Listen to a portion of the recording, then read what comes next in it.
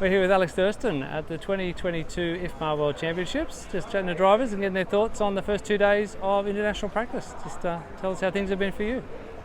I got off to a pretty shaky start.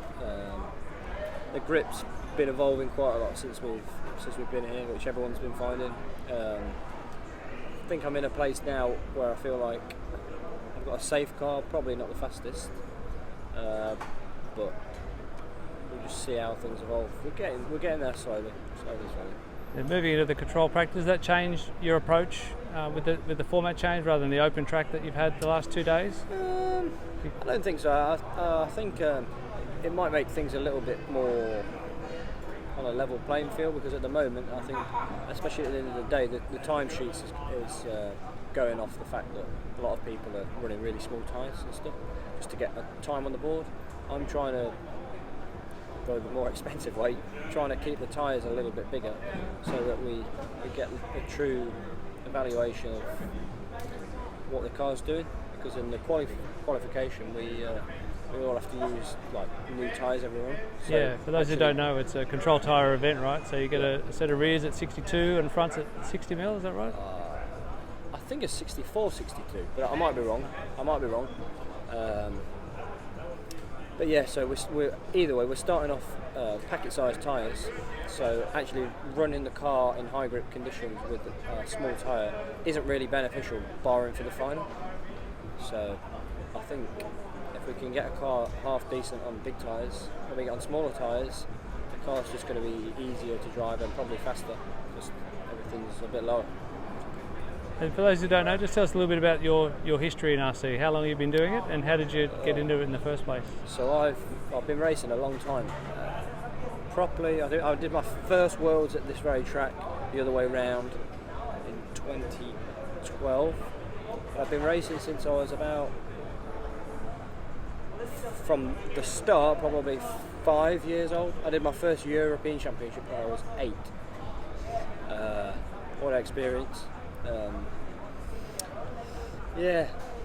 I got into it. Basically, my dad used to fly as a bit of a casual thing. He used to fly RC aeroplanes, but in the UK, unlike you guys in Oz, we get quite a lot of wind, rain,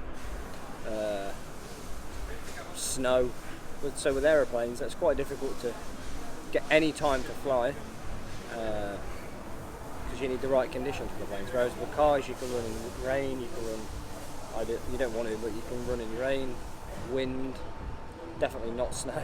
You get a lot of indoor tracks as well, don't you? We've got a few, but we've got 2 big series in the UK for indoor touring car over winter, and we've also got quite a lot of little clubs where they just roll out the carpet, tape it up and put the barriers down. My local club's Hinckley, RCC, so I go there quite a lot over winter time, because again in the UK we don't have the opportunity to run all year round, so we probably get 5 or 6 months of the year, probably March. If it's going really great, probably the first weekend of October is the cut-off. So we tend to run indoors quite a lot during the winter period. Out of all the events you've done, what's been your most memorable one so far? Oh, difficult question. Probably my first Euro Bs. I was 8 years old. It was in Belgium. I was 8 years old. I was running a Serpent 720 because it had not long been released. There was about 140 racers, and I didn't have a great week. But I bumped up 4 times, and I was like really young. Did so much racing. My arms were shaking. I was full of adrenaline. It was a great experience. I mean, at the time, that was when a lot more of the manufacturers. There was a lot more manufacturers, and they used to support the events a lot more. So there was like little wooden huts with like Max, Nova Rossi, JP. OS wasn't quite as big a thing in on-road at that point. And there was loads of young racers. A lot of experienced racers used to come from the big teams to help young racers, the older racers, but like the people that were competing.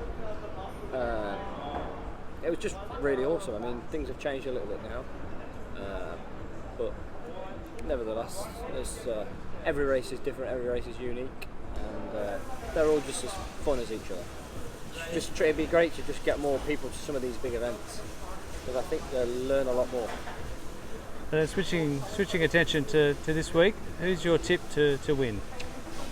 Oh, I don't know.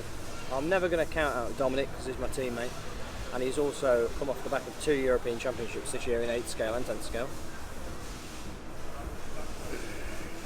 Andy Moore's got to be a good one. Yillis or Naito, I think. Excellent. I don't know. Difficult question. You can also never count out Dario because he's normally the man. Excellent, mate. Well, thank you very much for your time. Thank you very much. Best of luck this week. Yeah, and you, and to you guys. And yeah, thanks for the chat. Thanks.